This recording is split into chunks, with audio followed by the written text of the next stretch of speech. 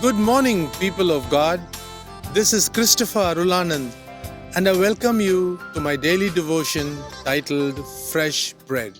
As a very keen student of the Bible, I find that the life of Abraham is intriguing yet challenging.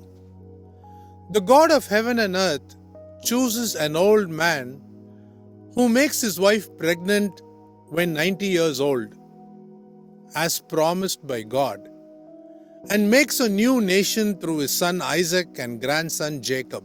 We all know that the nation of Israel was and is still God's own nation among the 195 countries that exist as of today. Let me read Joshua chapter 24 verses 2 and 3 and listen carefully to what God had earlier said in those days. And Joshua said to all the people, "Thus says the Lord, the God of Israel, your fathers lived of old beyond the Euphrates, Terah, the father of Abraham and of Nahor, and they served other gods. Then I took your father Abraham from beyond the river and led him through all the land of Canaan. Abraham, the Bible records, had once upon a time served other gods which were sculpted and made into idols.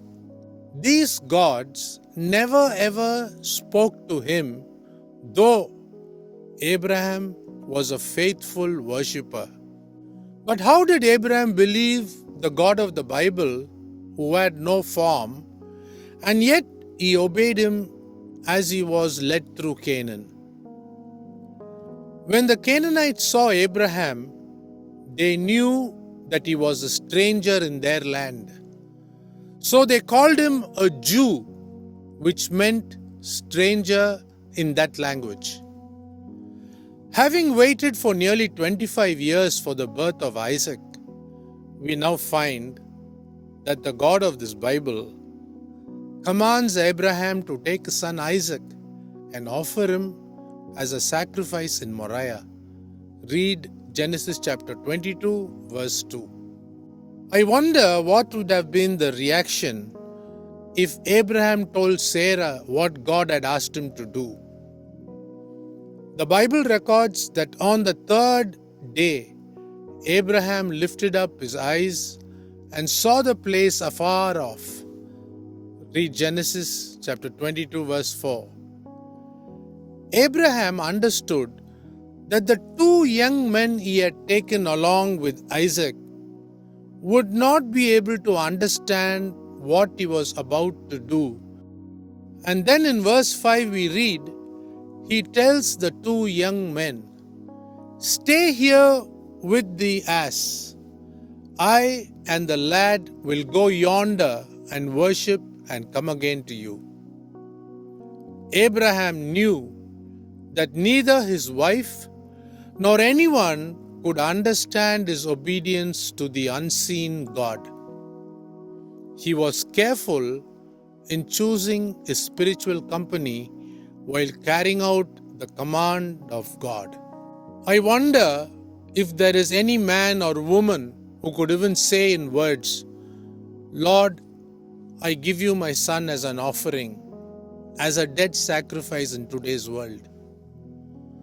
To grow in our spiritual walk with God, we must learn to choose the right spiritual company.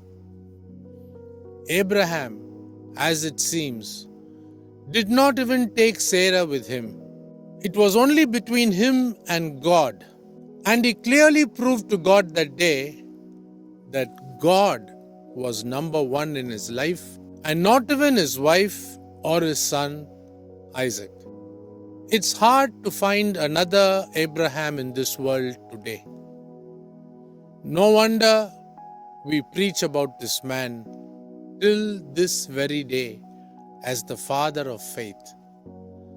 Think about what I have spoken today. Have a great day.